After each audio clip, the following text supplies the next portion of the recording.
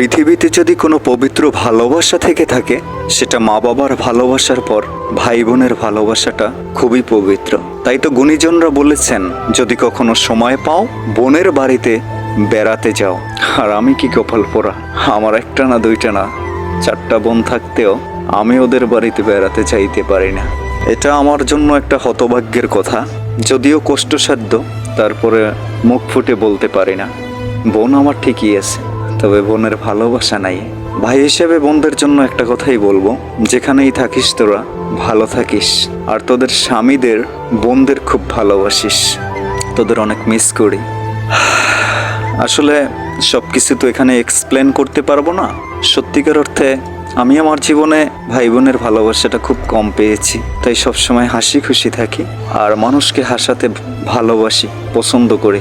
একটা কথা আছে না, যারা মানুষকে হাসাতে পারে একবার খোঁজ নিয়ে দেখো, তাদের ভিতরে হাজারো কষ্ট লুকিয়ে আছে।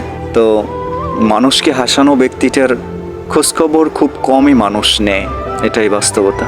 আমি জানি না আমার কথাগুলা আমার বোনদের কান পর্যন্ত পৌঁছাবে কিনা।